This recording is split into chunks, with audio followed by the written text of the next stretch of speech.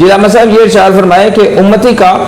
اپنے پیارے پاک محبوب صلی اللہ علیہ وآلہ وسلم سے تعلق کیسے ہونا چاہیے؟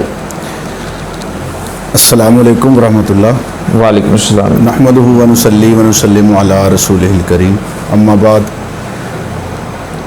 بسم اللہ الرحمن الرحیم۔ سب سے پہلے میں آپ کا اور آپ کے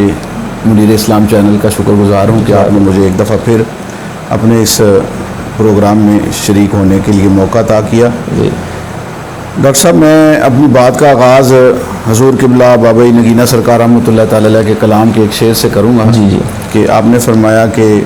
نبیاں دے در تو ولیاں دے در تو ملدا ہے دربار مصطفیٰ، سبحان اللہ، سبحان ولیاں دے در تو ملدا ہے دربار مصطفیٰ، مل جان جس نو مصطفیٰ اس نو خدا، سبحان اللہ، سبحان اللہ، ماشاء اللہ۔ آپ بات ارشاد فرما رہے تھے کہ اللہ تعالیٰ کی محبت بھی رسول پاک علیہ الصلوۃ والسلام کی محبت کے بغیر نہیں ملتی۔ تو یہ ایک مسلمہ حقیقت ہے کہ ہر قوم اپنے مستقبل کو تابناک اور روشن بنانے کے لیے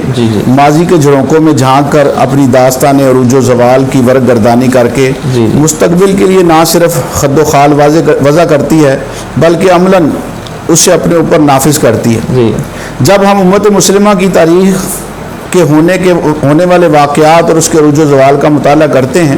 تو ایک بنیادی نقطہ ہمیں روز روشن کی طرح عیاں نظر آتا ہے، اور یہ نقطہ جو ہے حضور نبی کریم خاتم النبیین صلی اللہ علیہ وآلہ وسلم کی ذات مبارکہ سے منسلک ہے کہ آپ کی ذات اقدس جو ہے وہ ہمارے لیے کامل اکمل نمونہ ہے۔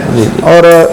اگر ہم کامیابی چاہتے ہیں اور ہم اپنے مستقبل کو روشن اور تابناک بنانا چاہتے ہیں تو اس کے لیے ہمیں ضروری ہے کہ ہم نبی پاک علیہ الصلوۃ والسلام کی زندگی مبارک کو دیکھیں، اور اس کے لیے سب سے بڑی چیز ڈاکٹر اقبال نے کہا تھا کہ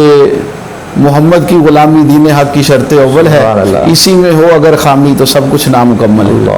تو اس کے لیے سب سے بڑی بات جو ہے کہ ایک امتی کا جو تعلق ہے اپنے نبی علیہ الصلوۃ والسلام کے ساتھ وہ ہر قسم کے خونی، جانی، مالی، اور آپ بھی وہ حدیث پاک سنا رہے تھے کہ ہر امتی کا جو تعلق ہے آقا علیہ الصلوۃ والسلام کے ساتھ وہ ہر قسم کے خونی، جانی، مالی، حسبی اور نسبی تعلقات سے بڑھ کر ہوتا ہے۔ اور جب بندہ اس سٹیج پر پہنچ جاتا ہے تو پھر وہ نبی پاک علیہ الصلوۃ والسلام کی محبت میں داخل ہو جاتا ہے، اور جب محبت رسول پاک علیہ الصلوۃ والسلام بندے کو نصیب ہو جاتی ہے تو پھر بندے کو یہ خوبیاں اور کمالات